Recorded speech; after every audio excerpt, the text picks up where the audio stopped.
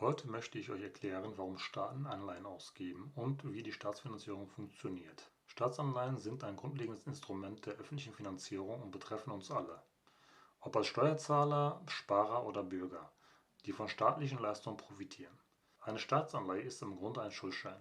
Der Staat leiht sich Geld von Investoren, das können Privatpersonen, Banken, Versicherungen oder andere Staaten sein, und verspricht, dieses Geld zu einem bestimmten Zeitpunkt mit Zinsen zurückzuzahlen. Warum geben Staaten nun Anleihen aus? Erstens. Deckung von Haushaltsdefiziten. Der Hauptgrund ist die Deckung von Haushaltsdefiziten. Wenn ein Staat mehr Geld ausgibt, als er durch Steuern einnimmt, entsteht eine Finanzierungslücke. Diese Lücke wird durch die Ausgabe von Anleihen geschlossen. In Deutschland beispielsweise gibt der Bund regelmäßig Bundesanleihen aus, um seine Ausgaben zu finanzieren. Zweitens. Finanzierung von Investitionen. Staaten nutzen Anleihen auch zur Finanzierung großer Investitionsprojekte. Denkt an den Bau von Autobahnen, Schulen, Krankenhäusern oder die Digitalisierung von Verwaltung. Diese Projekte kosten Milliarden und deren Nutzen erstreckt sich über Jahrzehnte. Es erscheint daher fair, dass auch zukünftige Generationen, die von diesen Investitionen profitieren, über die Schuldenrückzahlung an der Finanzierung beteiligt sind. Drittens. Krisenmanagement. In Krisensituationen wie der Finanzkrise 2008, der Covid-19-Pandemie oder bei Naturkatastrophen müssen Staaten schnell und massiv handeln.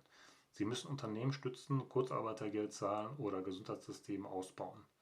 In solchen Situationen sind Anleihen unverzichtbar, um die notwendige Liquidität zu beschaffen. Viertens. Wirtschaftssteuerung. Staatsanleihen sind auch ein Instrument der Wirtschaftspolitik. Stellt euch vor, die Wirtschaft schwächelt. Unternehmen entlassen Mitarbeiter, die Menschen haben weniger Geld und kaufen weniger ein, was wiederum zu weiteren Entlassungen führt. Hier kann der Staat gegensteuern, er nimmt durch Anleihen Geld auf und startet zum Beispiel ein großes Bauprogramm. Dadurch werden Bauarbeiter beschäftigt, Baumaterialien gekauft und diese Menschen haben wieder Geld, das sie in Geschäften ausgeben können. So wird die Wirtschaft wieder angekurbelt und man investiert also gerade dann, wenn die Privatwirtschaft schwächelt. Deshalb nennt man das antizyklisch, also gegen den Abschwung gerichtet. Warum nutzen Staaten nicht einfach andere Finanzierungsformen? Staatsanleihen haben mehrere Vorteile. Flexibilität. Staaten können genau dann Geld aufnehmen, wenn sie es brauchen und die Laufzeit nach ihren Bedürfnissen gestalten.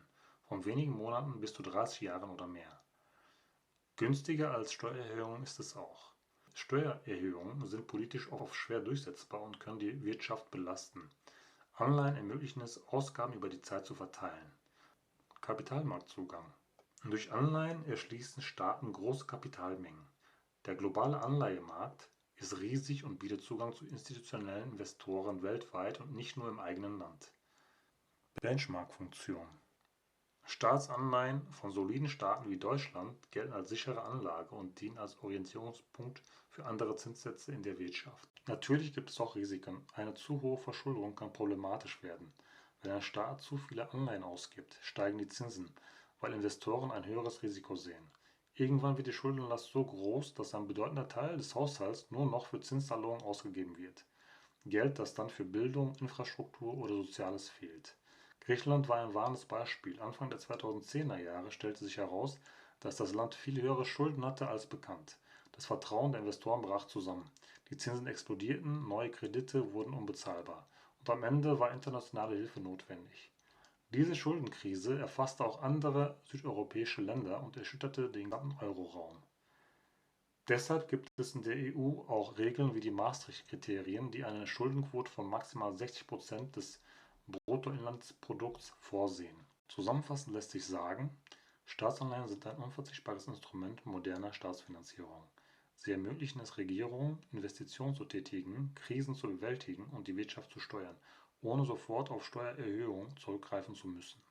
Die Kunst liegt in der Balance.